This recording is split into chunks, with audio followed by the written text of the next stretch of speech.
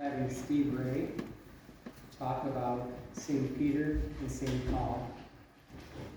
And I think you guys know about Steve. He does pilgrimages throughout the Holy Land and throughout the world, actually. And he's walked in the footprints of St. Peter and St. Paul. Basically, today we're going to have a talk about St. Peter from 9:15 to 10:15. A short break in here until 10:30. And then 10:30 till 11:30, a talk on St. Paul. After that, there'll be a small lunch at the Activity Center, which is the school right down the sidewalk here. Mary Jo provided sloppy joes for us today, so we thank her for that. And also, Steve has different books and CDs and some MP3 that are all available that you can buy there also.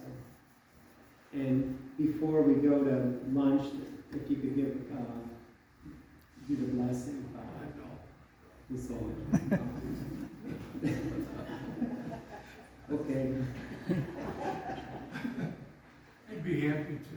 Oh, thank you, Father. I knew it would possibly persuade you into that. And without further ado, we welcome Steve Ray.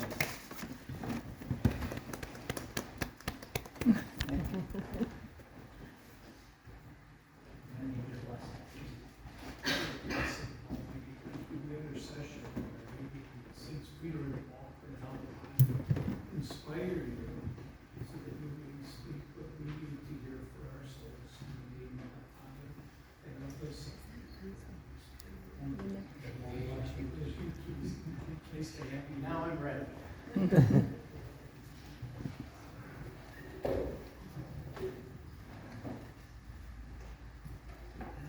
Steve, do you have enough light? Yeah, I'm fine. Okay. I'll move it ahead so I can keep my eye on it. I see you've got a new gift here, so. We had to put that back. I know, I heard about that. Well, thanks, it's nice to be here and talk about two of my favorite guys. And I'll just tell you about what I have over there first. This is a book I wrote, Upon This Rock. The subtitle is St. Peter and the Primacy of Roman Scripture in the Early Church. It's a defense of the office of Peter and about Peter, so that was something I wrote after I became a convert. And then this is a book I wrote on the papacy. And lastly, I did 2 movies. Well, I did actually 10, but this one is on Peter. We filmed it on location everywhere he was, from Israel to Rome. And so if you want to kind of see what I'm talking about today, it's all on here. And this same thing with Paul. We filmed this in 6 countries, including Damascus. And so we did the whole story of St. Paul here. So those are over there if you're interested. So I'm going to start by just making an announcement. You're the first ones I've ever told this, but as of yesterday, my wife and I became great-grandparents. Not grandparents, great-grandparents. Her name is, she was born in Austria, and my grandson and his wife are at the ITI, that was started by John Paul II, the International Theological Institute there. He's getting he wants a PhD in theology. He wants to teach the Catholic faith. But his other cousin, my other grandson that was born on the same night, they're our first 2, he is at Ave Maria Law School in Ave Maria, Florida, and he wants to become a lawyer and defend the Catholic faith. So I've got my oldest grandson wants to teach it, and the other one wants to defend it. So I'm pretty happy with those guys. And so her name is Philomena Maria Brown. So that's. You're too young to be a great-grandfather. I know. It makes me feel old. I'm realizing. And our prayer list for people who are sick and dying becomes longer and longer. My dad said the older you get, the fewer friends you have. Because and we were just talking about illness with Tom, and we just said getting old is not for the faint-hearted.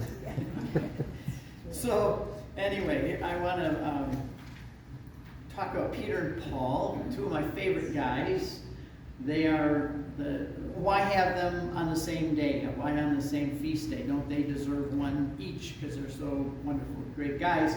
But they're together on the same day, the 29th of June, because they were both killed together on the 29th of June. around, I think, 67, nobody knows exactly the year.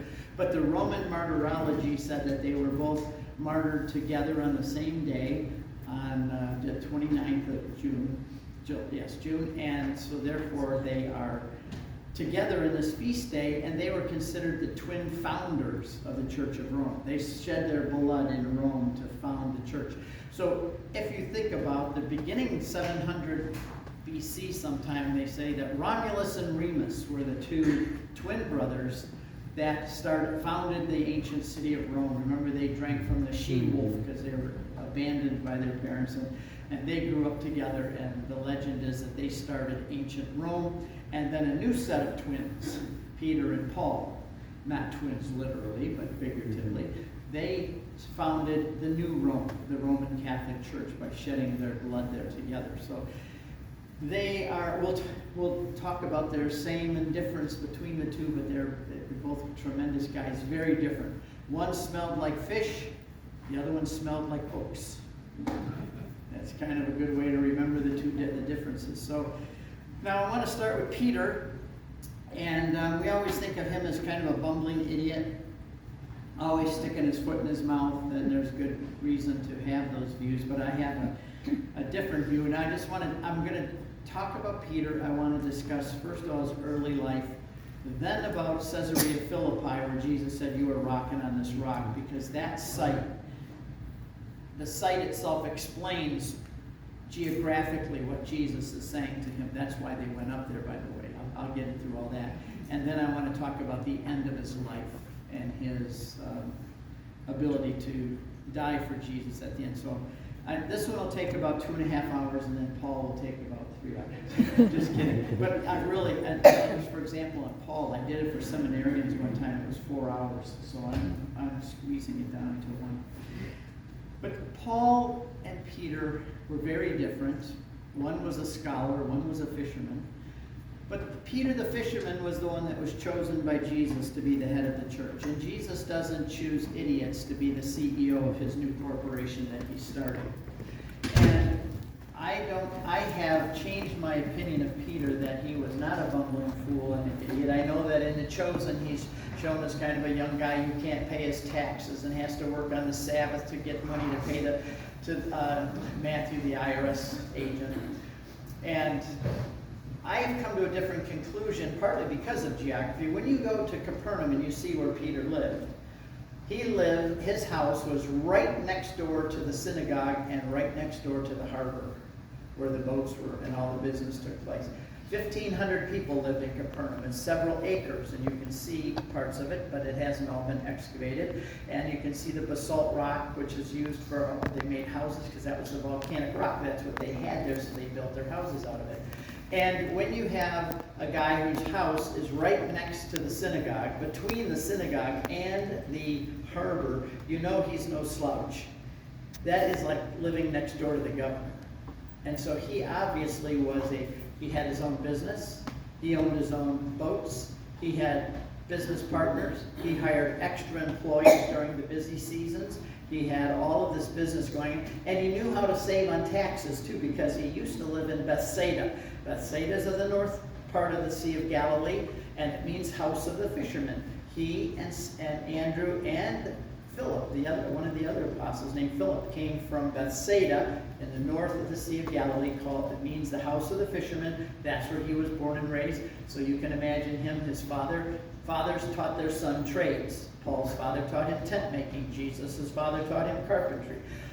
Peter's father taught Andrew and Peter how to fish. That was the father's job. By the way, the rabbis said during the first century, if a father did not teach his son a trade, he taught him to be a thief, because he didn't have a way to make a living.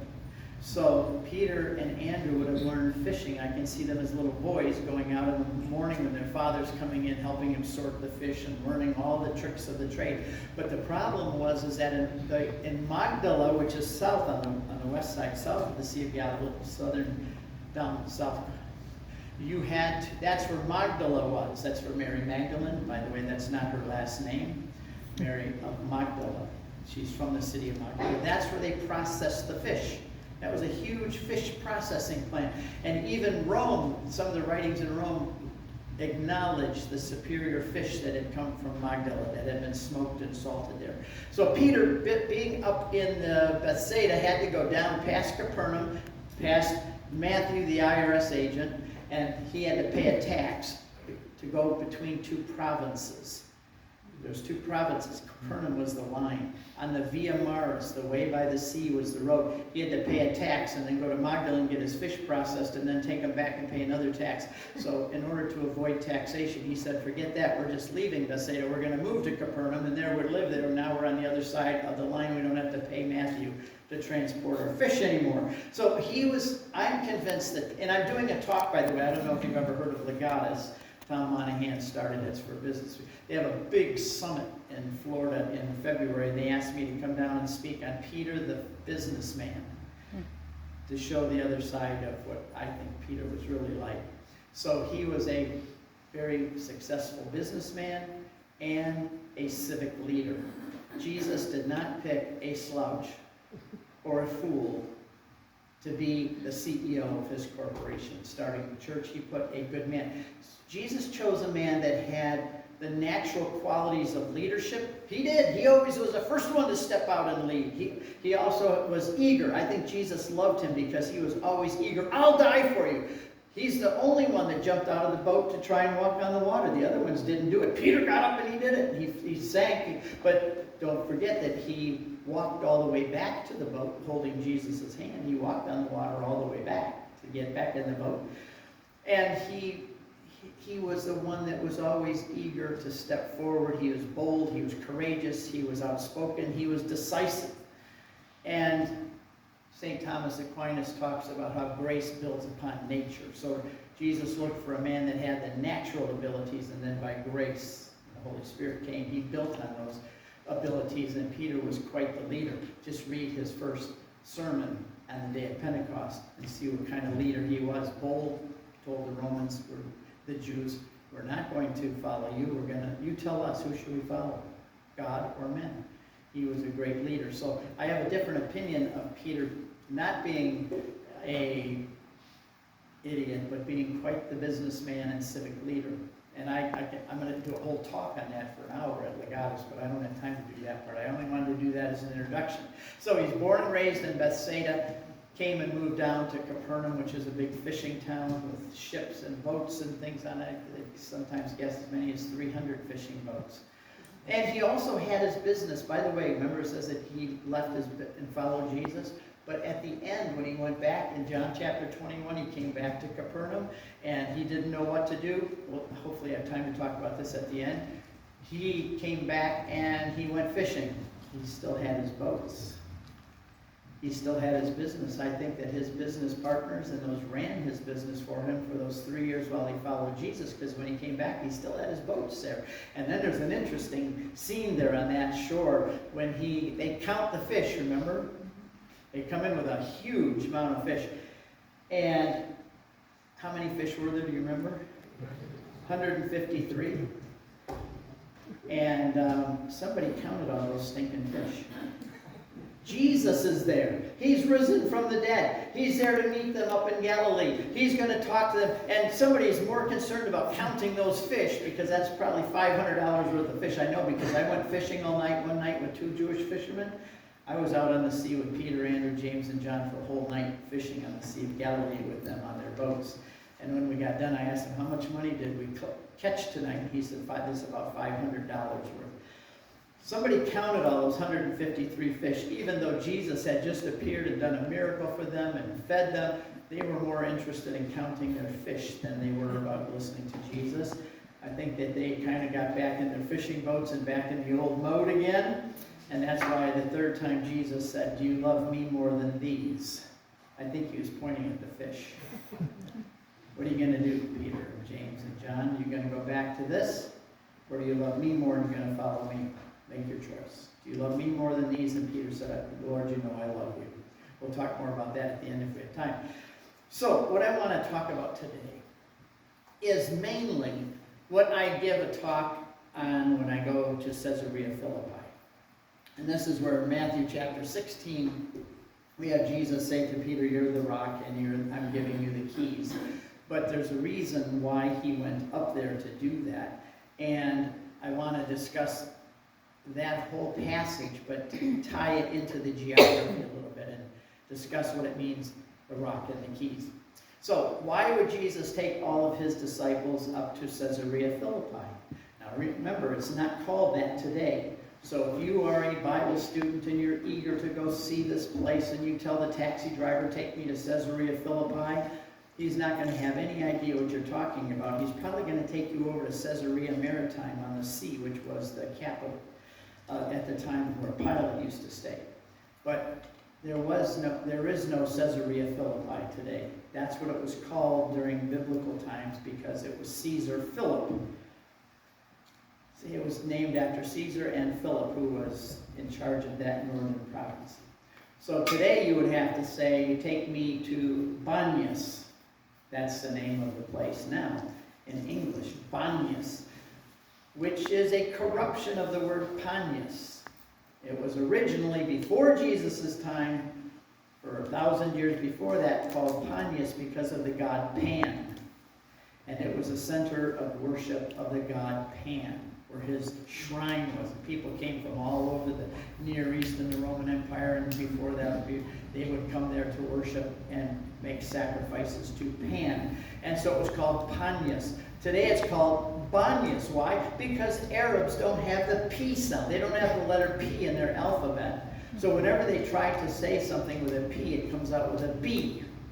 So when we were there and Pope Benedict was going around in Israel, everybody would call him Baba instead of Papa. So Panias became Banyas because of the corruption of the Arabic without the letter P. So you'd have to ask the taxi driver to take you to Banyas, and he would drive you from the Sea of Galilee. An hour, probably takes an hour. By bus it takes an hour to get up there. So how long would it take Jesus and his disciples to get from Capernaum up to Banyas, or Caesarea Philippi at the time? Probably 2 days. There's an average, they say that in biblical times they walked 20 miles a day. They would get up from sunup to sundown, take a break. They would go from water to spring to well to lake, because the water was a controlling factor for them. They had to have water.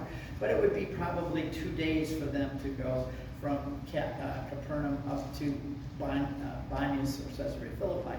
So why would Jesus leave the Jewish community in Capernaum? There was probably, I guess, 25,000, 30,000 Jews in that area in the northwest corner of the Sea of Galilee. Up in Banyas, it is not Jewish at all. It's very pagan. In fact, they're going up there to worship the god Pan.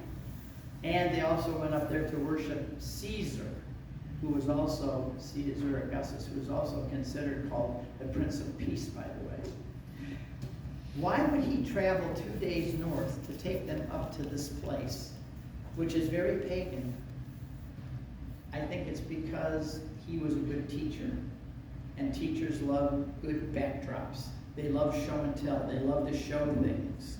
I love to take people up there. I've given this talk up there 100 times at Caesarea Philippi. That's my favorite place to give this talk, not here, Father. Sorry. But I go up there and I like to do it there because I don't have the backdrop here for you. I have to try and describe it. I do have pictures, and I'll put them at the table. This is the rock and the cave, and this is right here is the grotto where they had a statue of Pan. This is what it looked like at Jesus' time. There was a temple in front of the cave, and I'll put those at the table so you can see them. But the reason I like taking people up there is because of the backdrop. Behind me is a rock, and on the left side from your perspective, there's a big cave, a huge cave. And at the time of Jesus, there was no bottom to the cave. It had water in it. And Josephus, who was a first century Jewish Roman writer, he said that they many times had taken a string with a rock and lowered it down, and they could never find the bottom of the water. I'll tell you why when we get to the end, why that's significant. But there was in front of that cave, before 4 BC, Herod the Great built a huge temple made of white marble that was imported from Greece. So when you were approaching, you would see this beautiful white temple gleaming in the sun. And it was dedicated to the divine Caesar Augustus. So when you went through that temple, you would go through the temple up to the cave, because this temple was built right in front of the cave, and you'd go in, and there's even today, you can see the niches on the side where the wall was, where they had idols, and you would go and you'd throw your sacrifice into the water in the cave, and that was where you would offer. I'll tell you all that when we get to that point. But that's what you're going to see, and all that backdrop, and then to the right of that there are the niches carved right into the side of the rock. This is the foothills of Mount Hermon. This is where the mountain, Mount Hermon, starts going up. It's 9,000 feet high. It's the tallest mountain in Israel. And on the right-hand side of the cave, there are niches where they had statues, and you can still see the Greek letters carved into the face of the rock to this day. Then out from under the cave is water, and that is the headwaters of the Jordan River coming out from under the cave. They're just running down. You can see the water today. There's trout in it and everything. You can see it. And that is the headwaters of the Jordan River, one of the three. There's Dan, Banyas, and Heshboni comes out of Lebanon. And those three sources flow down into the Jordan River. Three sources come down into one, the Jordan River, which flows down into the Sea of Galilee, and then it meanders down to the Dead Sea. And there it dies. That's why it's called dead, because it holds its water and it doesn't share at all. It hoards everything that gets it, hoards it, therefore it's dead. So now let's say, why did Jesus go up there? He went up there because of the backdrop. He wanted these guys, he wanted to make this announcement with this behind him. If I want to talk with July 4th coming up this next weekend, I just got my flag up, and I even got a light that shines on it at night, because I love America. Not like all those Antifa people, they can go somewhere else. I love this country. And if I'm going to talk about peace and liberty and freedom for all, where would I want to stand? What would I want behind me? Maybe the Statue of Liberty.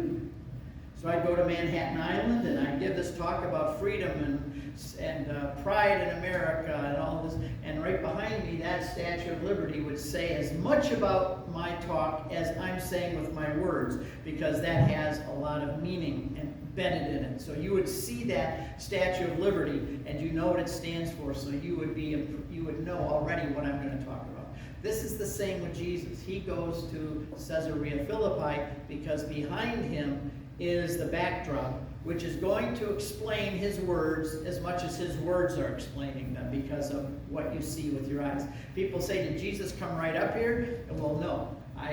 He didn't, because Jews did not go to pagan sites. And in front of that altar, probably there was all kinds of orgies and things going on, because all of these gods deal with fertility, and they always have these sexual connotations to them. And there were platforms in front of them where I'd say they had unholy masses in front of Pan and all these things.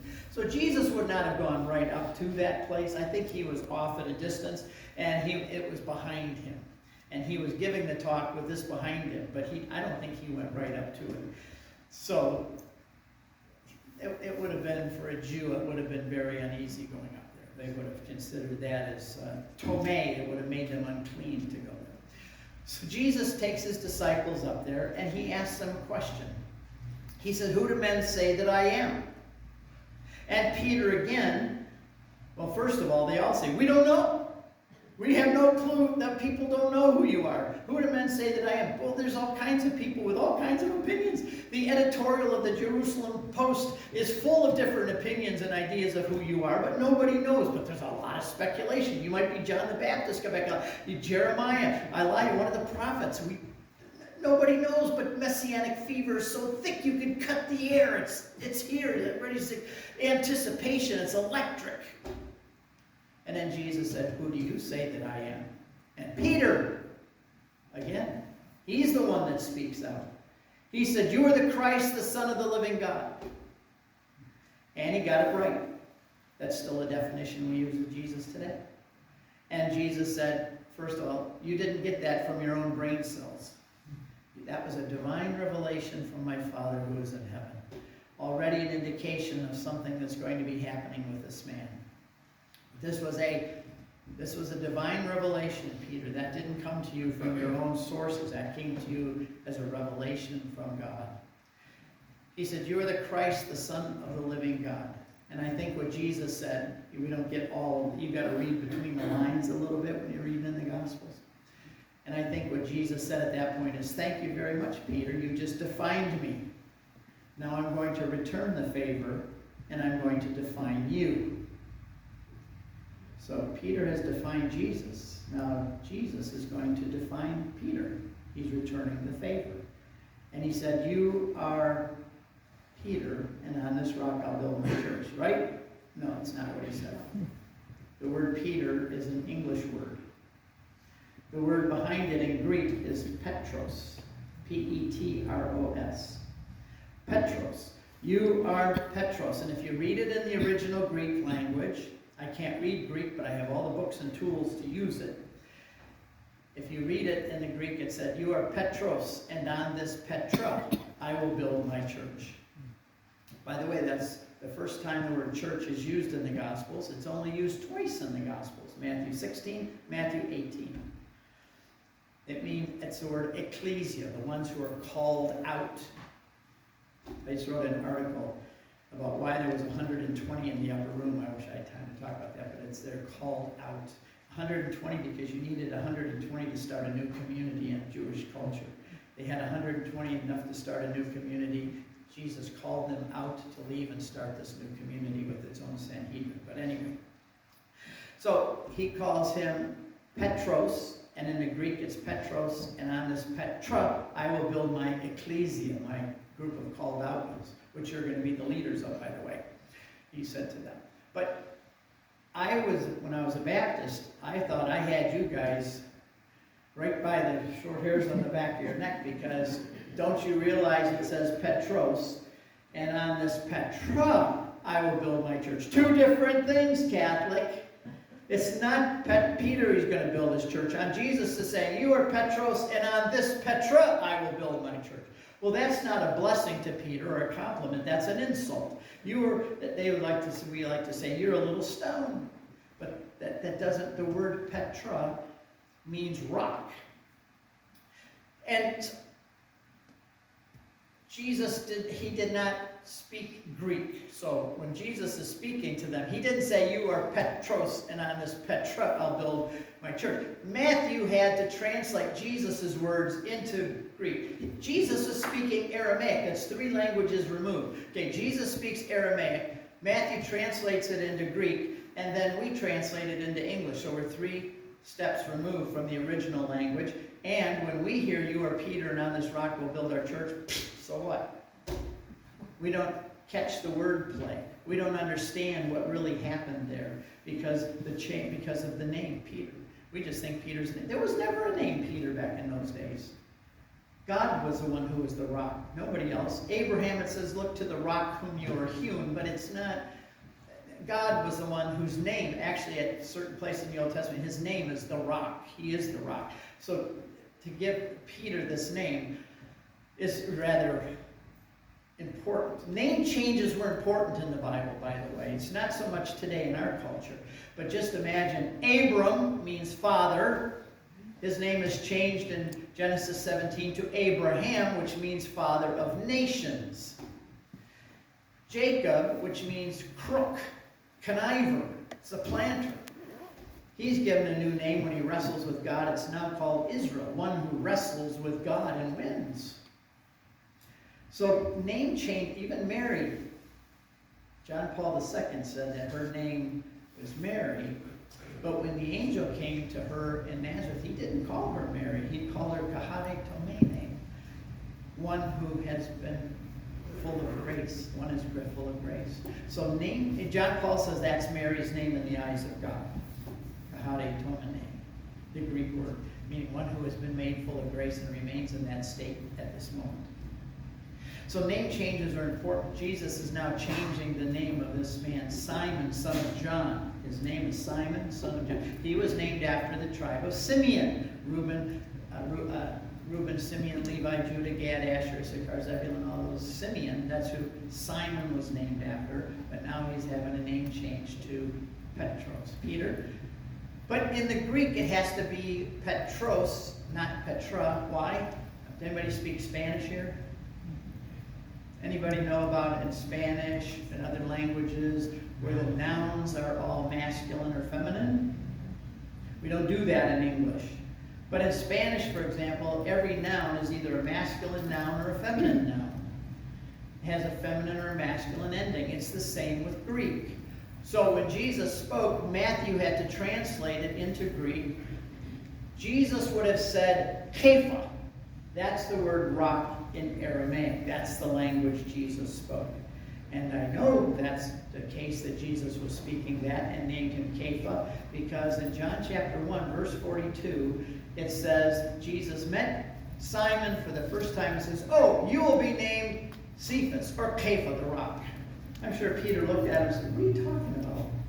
He hadn't named him that yet. He didn't get that name till 3 years later when they were at Caesarea Philippi, right before he went to Jerusalem to be killed. Jesus did.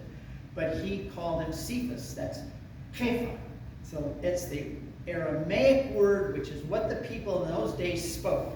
Jesus and the apostles, when they were walking around, they were speaking together in Aramaic. And Jesus would have said, not you are Petros or Petra. He would have said, you are Kepha, and on this Kepha I will build my church. No question about Kepha and Kepha, the same thing. You are Kepha, and on this Kepha that I just made you, I'm going to build my church on you. And by the word, there's two words in Greek for one is stone, lithos, and one is rock, Petra. So a rock is an immovable. Lithros is something you can move. A stone is something that's movable. A rock is something that doesn't move. Peter is the rock, not a stone. And Jesus said, you are Kepha, and on this Kepha I will build my church. Now, Matthew has the problem. He has to translate Kepha into Greek. So he cannot say, you are Petra, and on this Petra I will build my church, because in Greek there's masculine and feminine endings on words, and Petra is a feminine. It's a feminine noun. He can't say, you are Petra, and on this rock, on this Petra I'll build my church, because then as soon as somebody says, who are you? Peter will say, I'm Petra. With a feminine ending on his name. He can't be feminine. He can't be Petra. So Matthew creates a new word. He takes the word Petra, which is feminine, and he puts a masculine ending on it, Petros. Now he's created a new name. It's still rock, but he has a masculine ending on it, so Peter has a masculine name. But then we now translate it into English, and it's, you are Peter, and on this rock I'll build my church. And we lose the wordplay of Kepha and Kepha. So Jesus gives him this new name. You are Kepha, and on this Kepha I'll build my church, and the gates of hell will not prevail against it. There's two great blessings that Jesus gives Peter. They're masterful, strong ones. One is that he makes him a rock, and one is that he gives him the keys. Those are the two things that's happening. When he says you are the rock, what's behind him when he says it? A rock. A huge rock, 500 feet long, 50 feet high, at least from your perspective. I have a picture here to show you. And that is the rock. That's why he wants to take him there. Right behind him is a rock. You are a rock, like this, immovable. And on you I will build my church. Well, what's in front of that rock right now in Jesus' time? There's a temple.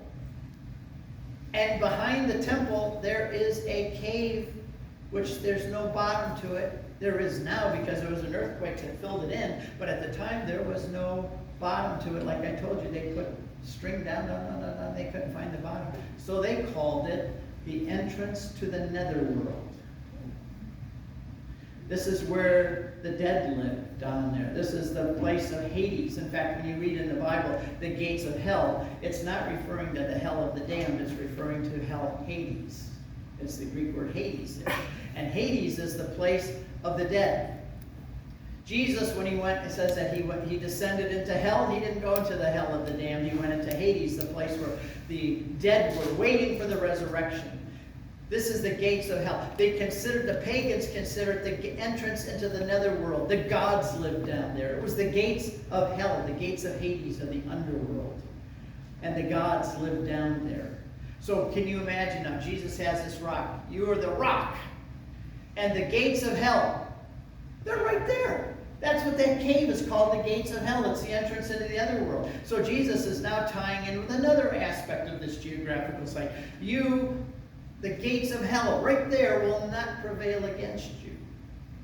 You know, when these people came, the pagans, they would go through the temple, they would honor and worship the divine Caesar Augustus as they went through, but they would have living sacrifices. Some, I've heard, said they were human even.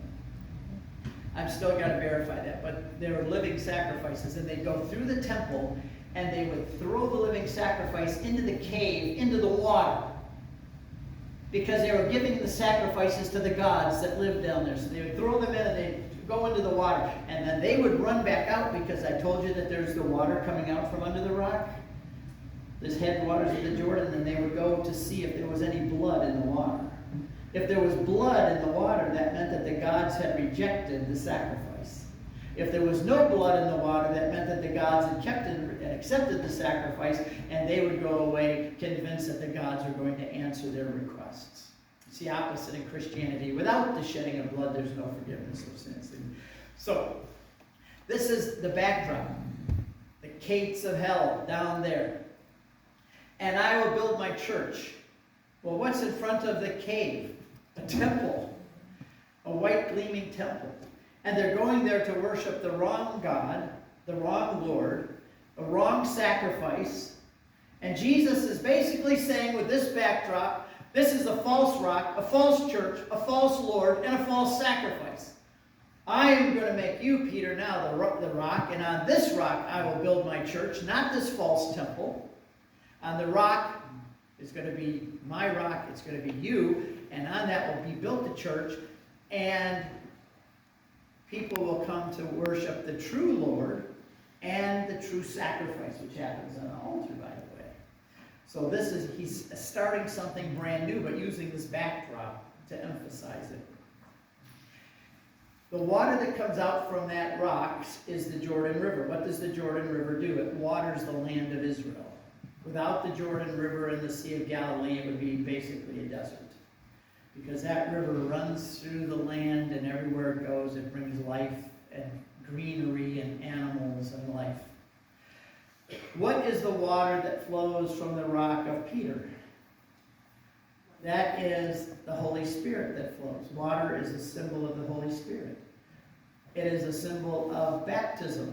It's a symbol of the grace that flows from the sacraments. All of those flow from what? Right from the rock that's sitting there in front of you with a temple on it. So you're looking at the true rock now with the true church built on it, with the true Lord and the true sacrifice, and out from that rock comes the water of the Holy Spirit, and it doesn't just water the land of Israel anymore. That water from the Holy Spirit sustains the people of God around the whole world. See why Jesus went up there? But how many people even know that? How many people have ever heard that? I think if young kids were taught this, they would be excited to be Catholics. They'd say, I want to go there and see that. That's cool. Okay, now, there's more I can say, but I'm going to move over now to the niches in the wall. It's not just the rock and the church and now there's another promise made to Peter, a very profound one. I'm going to give you the keys of the kingdom. Now, when I was a Baptist, I thought, sure, I knew what that meant. Jesus gave all of us the keys because the keys are the gospel. Right? We can open the gates of heaven, just like Peter, the proverbial, he's up there with the keys, he opens the gates of heaven. The gospel are the keys. Jesus gave all of us the gospel so that we can open up the gates of heaven for everybody by preaching to them the gospel. By the way, I'm happily in the Chosen. I haven't watched the Chosen, but somebody told me that in the Chosen it said, I gave you all the keys. Jesus does it. I gave you all the keys. He only gives the keys to Peter, by the way, singular, and they didn't have Ace Hardware or something to go make copies of them. No, you don't make copies of those keys. Those are one set of keys. So he said, I'm going to give you the keys. Now, I was convinced that it meant that all of us had the keys. The keys were the gospel. You could tell the gospel to somebody, Father, and I could too. So you have the keys, I have the keys. We're opening up the gates of heaven for people. The problem is, in the Greek, which is much more specific than English, the word I give you the keys is singular. Is anybody here from the South? You're all from Michigan, but you're from the South. How do you, if there's a group of people, what do you call them? I mean, if there's one person, it's you, but what do you call a group of people? Y'all, right? It's great because it tells you right away how many people there are. If you say you, it's one. If you say y'all, it's a group. If you say all of y'all, it's a huge group. And I'm trying to get that started up here in Michigan, but it's not working. That's just because when we say you have to use the context to understand how many you're referring to. And Jesus, when he said this to Peter, he did not say, I'm giving all y'all the keys. In the Greek, it's singular. I'm giving you, singular, Peter, the keys. Not you, Andrew, not you, John and James. I'm giving the keys to Peter. So that was an exclusive gift or delegation that he's giving to one man, Peter, which shows that Peter is not a slouch. Jesus has given this man the keys because he's got qualities and abilities to do what Jesus is going to need to have done. Jesus is going to build on that, but he gave those to Peter. Now, what did the keys really mean? If you were a Jew and you heard those words from the first century, you know exactly what it means. I give you the keys of the kingdom of heaven. Because every king in Israel had to own the keys. The king owned the one set of keys. They were his keys. And those keys were used to open the treasury, to open the royal gates. The gates were thick. You needed big keys. They're not little keys like I have for my car, especially now the little ones, you just push a button. I don't even have to take this out of my pocket. Just leave it in my pocket and push a button, the car starts. Back in those days, the keys were big 2x4 keys. Because the gates were thick and you had to slide this thing all the way through to flip the latch to open the door. So whoever owned the keys, when they walked around, they would have them over their shoulders. And they would be going clank, clank, bang, bang, and then hanging over their shoulders.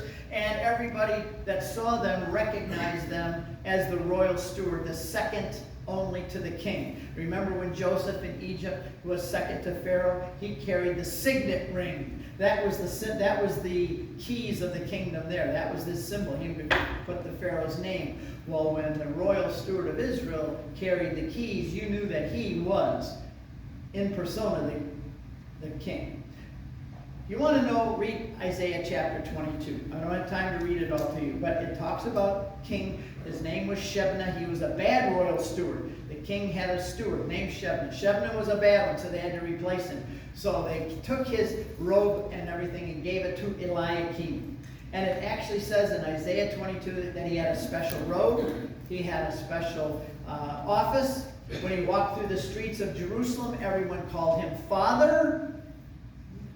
Read Isaiah 22. It's fascinating. But Isaiah 22:22, easy to remember. It says that to Eliakim, I will give you the keys of the kingdom. And what you close, no man will open, and what you open, no man will close. Ding, ding, ding, ding. Does that ring a bell? Yes. This is Isaiah 22:22. So Jesus, what is he?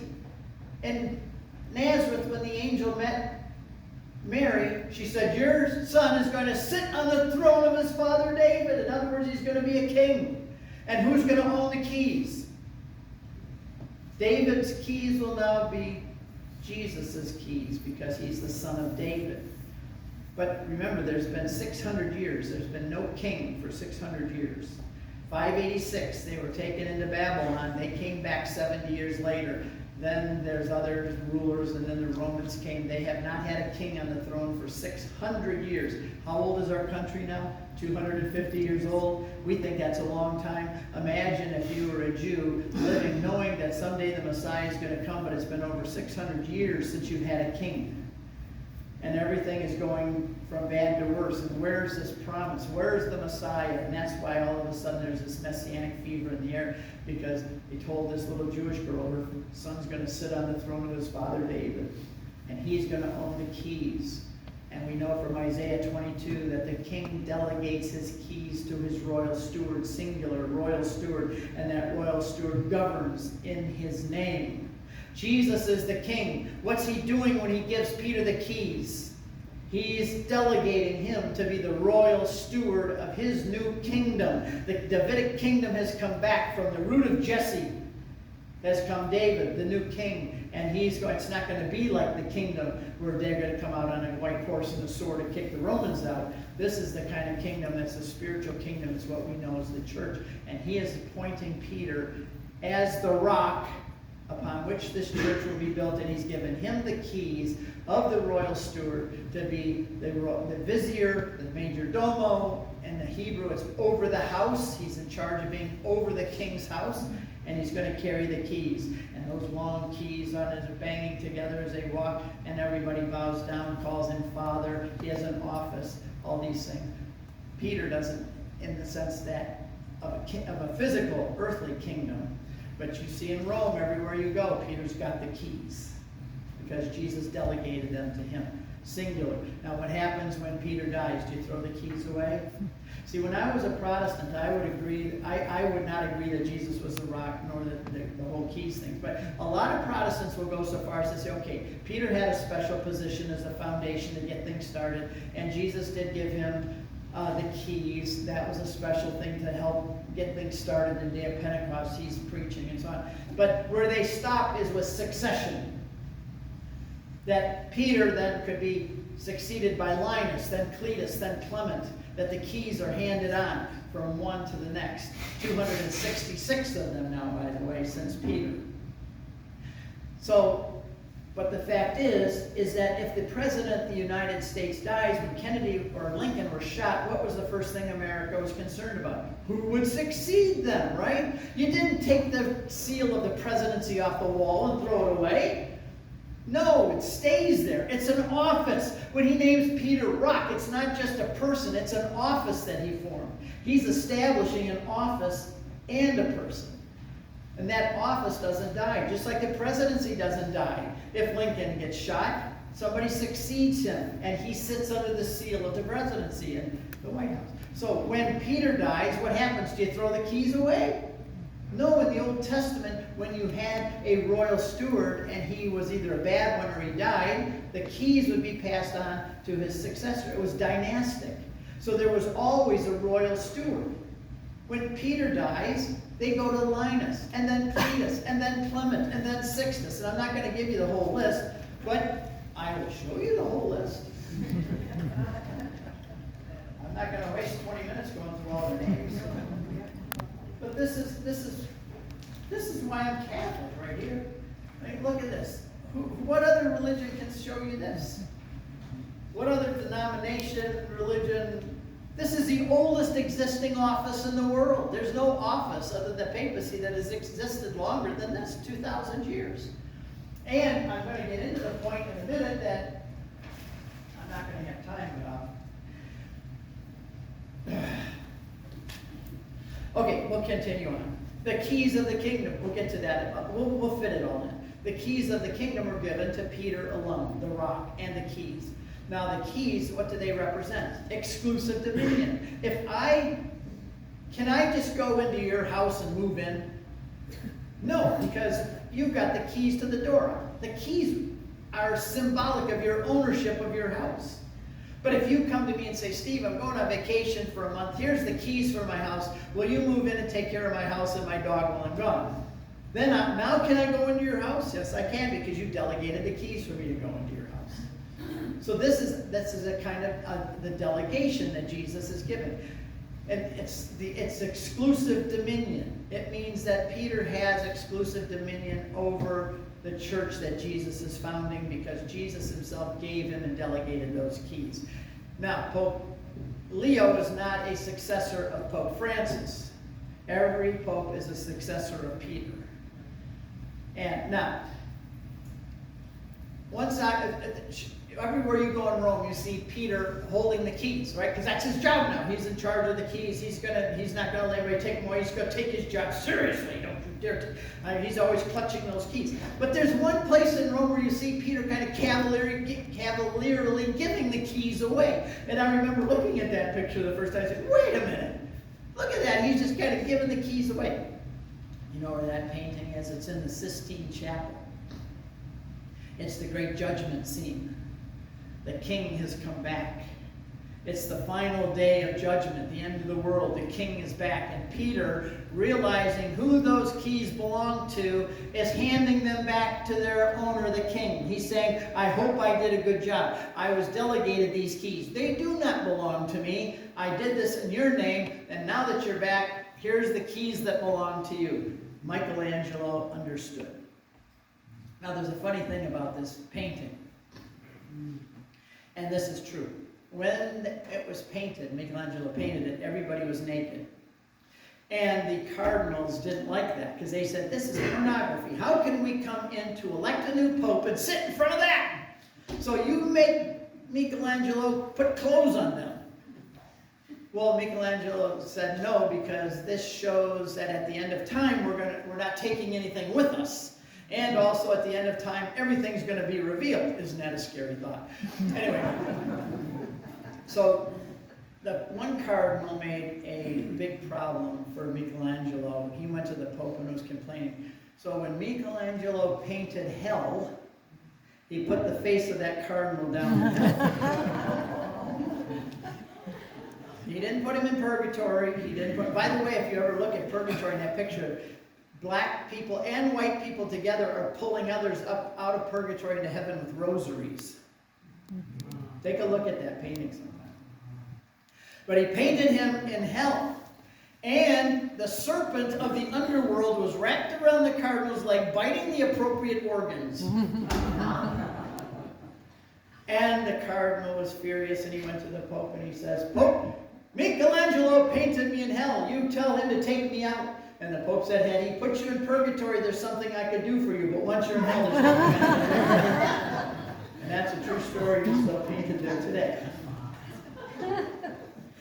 So the keys meant exclusive dominion, and that was given to Peter. Now I got 10 minutes. I want to very quickly, you can see now why Jesus took, oh no, there's one other thing. That niche, there were a bunch of niches, but the big niche was for Pan. Pan was in that big niche, and that's why it was called Panias, and that's why people went there to worship. And they would bow down to Pan. Do you know what Pan is the god of? Nature and power. Nature and power, right? He is the nature and power. There's something else that Pan is in charge of. The shepherd god. Sheep and shepherds. Very good though, by the way. Good answer. Somebody's doing their homework. But he's also primarily even the god of sheep and shepherds. By the way, the word Pan of nature. Pan is the word from which we get panic and pandemonium. That he chased the girls through the woods and things in nature. And he got the name, that's where you get the word pandemonium and panic. But he's the god of sheep and shepherds. What is Jesus appointing Peter to do? Become his shepherd. This is not only the false church, the false rock, the false Lord, the false worship, but also the false god of sheep and shepherd. Who is the true shepherd? John chapter 9. Jesus is. Book of Ezekiel and Isaiah talk about how the shepherds were terrible in the Old Testament, and the sheep were wandering without a shepherd because they were all corrupt and unorthodox. There's a lot of those in our world today. But there was only going to be one shepherd that came. Jesus is that good shepherd, and he's appointing his shepherds to work with him. And Peter is going to be the new shepherd as well. So not only did the temple get replaced, but also Pan got replaced by Peter. So all of this is going on at that rock, even the appointment of a new shepherd from the god of sheep and shepherds. But now when I moved from there, there's more to talk about, but we've touched the rock, the keys. Now I want to touch the chair real quick. We call it the chair of Peter. The Pope sits on the chair of Peter. By the way, the chair of Peter is not in St. Peter's. It is in St. John Lateran, which is the cathedral church of Rome. In fact, when you walk up, there's two big medallions on the front of the church that say, this is the mother church of the world. And in that is the Pope's cathedral. And in the cathedral is his chair. You know where you get the word cathedral? Because the word chair is cathedra in Latin. And the cathedra is in the cathedral.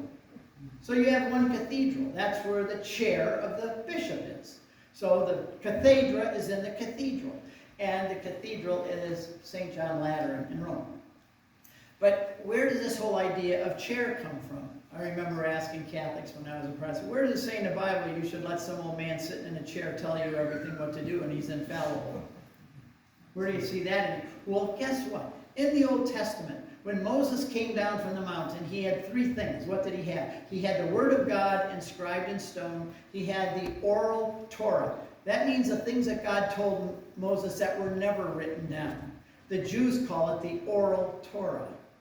And he had, it says in Exodus 18, Moses took his seat, his cathedra, and he judged the people. So Moses had three things. He had the written Word of God, the sacred tradition, and the chair of Moses.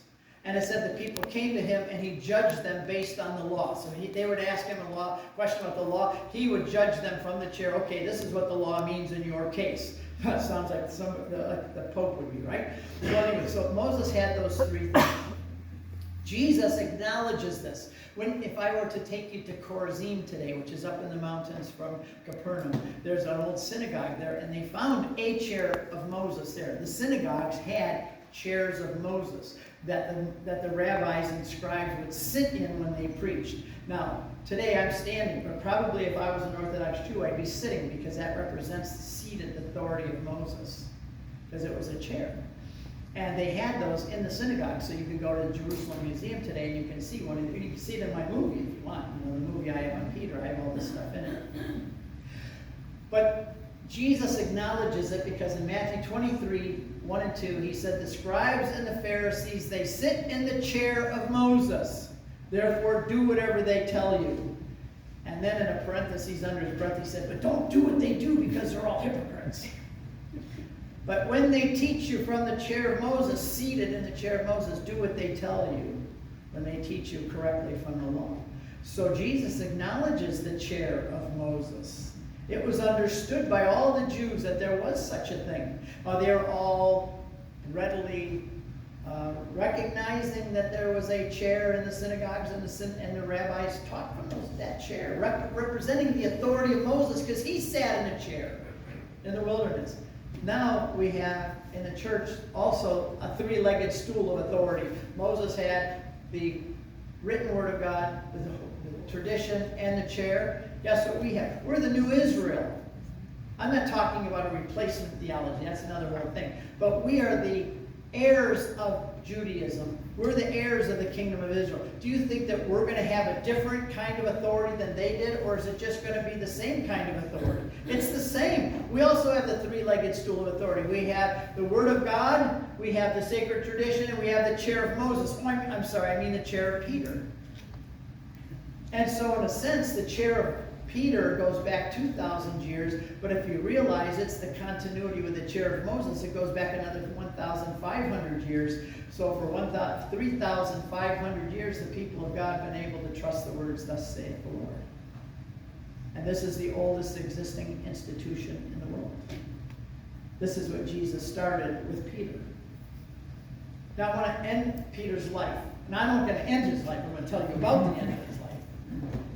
So to do this, I want to take you, I've got 5 minutes left, and I give this as a half-an-hour talk when we go to the Sea of Galilee, to the primacy of Peter, where he made him the primary to take care of his sheep. And I give this talk there at a little altar outside, looking out over the sea where it all happened. Jesus meets them at the sea. He's out there about 100 yards. That's as long as a football field.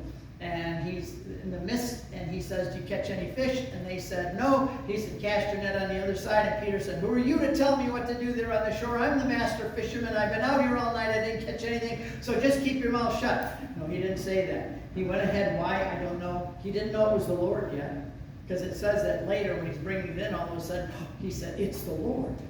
So, but he did it, and they caught 153 fish, as we already talked about. says that the disciples all gathered them together into one net, but it says that Peter's the one that dragged the net up onto the shore. That's one of the reasons people think he's a big, strong guy, because they're emphasizing how heavy the net was, how big it was, how many fish there were, and it's Peter himself that drags it up to the shore. When he gets up to the shore, Jesus has a breakfast cooked for them. And then the fathers of the church saw in that scene of the net that they were out in the sea, which represents the world. It's not our element. Our element is to be on the shore. That represents heaven. Jesus is on the shores of heaven now. He's waiting on the shores of heaven. They're fishers of men, and they're out fishing as fishers of men, out in the sea at night. Why night? Because Jesus is gone. But now it's morning all of a sudden, right? They couldn't catch any fish until Jesus came. Once Jesus is there, now they catch the fish at his command. And they're in the world catching men, and they bring the net up. There's 153 fish in the net. Peter brings it up to the shores of eternity and puts that net at the feet of Jesus. That's why the popes have always been concerned about ecumenism, which doesn't mean just everybody get along. It means all of us are in one house eating one meal together at the altar. And any Protestant is still to be evangelized because they are not yet in the one house eating the one meal. So this is the whole idea, is that all are in one net brought up. Why 153 fish? I'm going real fast through this part. Because Jerome said that at the time there was believed to be 153 different languages, nations, and tongues. So what does the net represent? It represents the church, with people from every nation, language, and tongue, the universal church. They are fishing for men out in the world. They bring it up to the shore of eternity and they lay it at Jesus' feet. What was the condition of the net? It said it was not torn. Remember, that we were amazed that it was so many fish and it was not torn. Do you know the word torn in Greek is schism? Peter's to bring that net at the end of time with no tears, no schisms, and put it at the feet of Jesus. So this is how the fathers understood that. Now, there's another interesting thing. It says there's a charcoal fire. Why charcoal fire? When I read the Bible, I can't read more than one verse at a time, because I always ask stupid questions. Like I say, well, why charcoal fire? It would have been a lot easier just to say fire. What is he trying to, what's the deal with charcoal fire? So I looked in my computer, where else does the word charcoal fire in the Bible use? It's only used one other time, twice. And it's in the Gospel of John too. So right away I know John is giving you a hint. It's like one of those scratch and sniff, you know, back in the old days. Scratch here and there's something for you to discover, okay? So you scratch there and you look at the other place where charcoal fire is used, and that's at the house of Caiaphas when Jesus is being tried. It's dark. Peter has coming following Jesus. Jesus has been arrested, taken away from them. It's nighttime. Why does John tell you it's nighttime and the others? Because Jesus is gone. It's dark. Why? And cold. Why? Because Jesus is gone. Peter sneaks up to a charcoal fire. He's coming up there to get warm. And he gets asked 3 questions. You're one of his. And he says, I am not. And then another servant girl says, you're one of his. He said, I am not. She said, yes, you are. Your accent betrays you. You're from Galilee. You're from across the tracks, buddy. I could tell by your Galilean accent. You're not from around here. They ask him again, you're one of his. And it says he curses, damn it, I am not. But that is a covenantal curse. It means send me to hell if I'm not telling you the truth. He swore an oath, is what it says in the Greek. And then he denied. And then he heard, a rooster crows.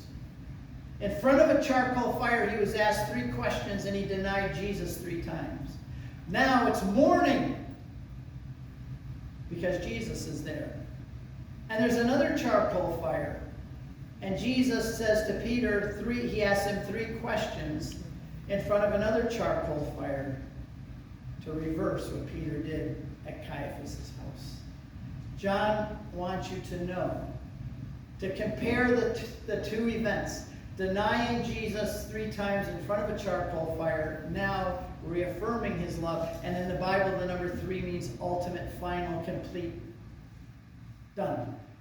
You can't undo 3 denials, except Jesus can, and he did. And he did it in front of the others, because after watching Peter deny Jesus, they would have said, we will never follow you. You're the one who denied him. But Jesus brought him right in front of the others at a meal and said, do you love me? Yes, I love you. Do you love me? I love you. Yes, I love you. He gave Peter a chance to redeem himself. The magnanimity of Jesus giving Peter that chance in front of the others to redeem himself, and Peter did. Except Peter didn't in a way. Because the word love, there's two different Greek words for love. You didn't know that. Most people have no idea when they read that, because in English there's one word for love. In Greek there's 4 words for love. There's eros, which is marital love. There's storge, which is instinctual love, like a mother dog for her puppy. There is phileo, which means friendship love. And there's agape, which means God's unconditional love. Those 4. So there's 4 different kinds of love that you could pick from when you're speaking in Greek. But in English, there's only one word for love. I love my wife. I love a hot dog. What kind of word is that? In the Gospel of John, chapter 21, there's 2 words for Greek words for love being used. Jesus said, Peter, do you agape me? Do you have God's kind of uncompromising, unconditional love for me? And Peter says, Lord, I phileo you. I'm your friend. The second time Jesus said, do you agape me, Peter? And Peter said, I phileo you. I'm your friend. Philadelphia, city of brotherly love. I love phileo you. Why didn't Peter say agape? He had said it so many times before, I'll die for you, I love you, I'll do. Because Peter understood what any good salesman understands, and he is a businessman and a salesman. And he understands that you never oversell and underdeliver. You don't brag about your product that can't live up to it. You always under-promise and then over-deliver. Peter had already over-promised and he had under-delivered. He had said, I'll die for you. And when a little servant girl asks him the question, he crumbles and denies him. So Peter's saying, Lord, I really like you. You're really my friend. But I've already told you that I had agape love for you and I fell flat on my face, and I'm not going to oversell myself again. I've learned humility. So I phileo you. That's as high as I can go at this point. And Jesus then drops it down and says in the third question, Peter, do you phileo me? First he said, do you love me more than these, the fish? Then he said, do you phileo me? Are you my friend? And Peter was grieved that he asked him the third time. I don't know whether he was grieved because Jesus had to come down a notch and he knew how disappointed he had just made Jesus, or whether the idea that this is the third question in front of a charcoal fire, and all of a sudden, oh, he could hear the rooster crow again. But it said the third time he says, Lord, you know that I phileo you. Now Peter goes out and he goes around the world. He preaches, he teaches, and the story goes that at the end of his life, around 67, when him and Paul were pulled out of the Mamertine prison together, they were put in the Mamertine prison, and they were crucified. Peter had, before that, he was leaving Rome to get away, because he heard that Nero was going to kill him. And there is a church on the Via Appia. It's called the Church of Quo Vadis in Rome today. I love taking our groups there. And in that is a wonderful picture of Peter crucified upside down. And the story is that Peter was leaving Rome because he heard that they were going to kill him, and he met Jesus along the way at that intersection where that church is. And Jesus said, Quo Vadis, where are you going, Peter? And Peter said, I'm fleeing Rome because they're going to kill me. And then he says to Jesus, Quo Vadis, where are you going, Lord? And the Lord said, I'm going back into Rome now to die in your place again because you're denying me a second time. And Peter then, in tears, turned around and went back into Rome. And he was crucified in Nero's circus upside down. And that obelisk that you see in the center of St. Peter's today, Peter was crucified in the shadow of that obelisk, upside down. What Peter could not say on the Sea of Galilee, agape, he finally said in Rome, not with words, but with his actions. I agape you, Lord. Now I can say it. Now I'm going to show you with my actions. I'm going to die for you. I have unconditional love for you. I'm ready to die for you. And he was crucified upside down. They buried him on the hillside. That was in the Vatican, it was called, but it was on the other side of the Tiber River. You could only kill and bury people outside of the city of Rome. The Vatican property today is on the other side of the Tiber River. That's why I wrote the book Crossing the Tiber, because I had to go across the Tiber into this Vatican where it is to become a Catholic. But they buried him out of the circus on the hillside, but it was a low swampy area. And then Constantine did one of the biggest earth-moving projects in the history of the world. He moved a whole hillside mountain over on top of the Vatican, over top of the bones of St. Peter, and he built the Church of St. Peter's Basilica over the bones of Peter, which kind of gives a very interesting twist to, you are rocking on this rock, I'll build my church. And he built that church. Nobody would ever build a church on a graveyard, and yet he did. Instead of moving Peter over here, he moved all the mountain here, and he built the church on. And during World War II, they dug down there to check the foundation of the church, because they figured it was probably needing to be reinforced, and they found the bones of St. Peter wrapped in purple, which represents royalty. And so Peter, in the end, the fisherman who had died so far away from home, from the Sea of Galilee all the way into Rome, where he died and is buried there. And you can go and see the place where his bones are today. You can go into the Scavi tour. I've taken many groups under there to see the Scavi tour where the bones of St. Peter are. And so Peter is a great example to us today of a man that lived a very amazing life. And by the way, I'll just close with this. No successor of Peter ever came back to the Holy Land where Peter was originally from until Paul VI. In 1962, he came back to Israel and he walked in the land of St. Peter. That was the first successor to come back in over 2,000 years. And I was there when Benedict came. And I wouldn't wish it upon anyone.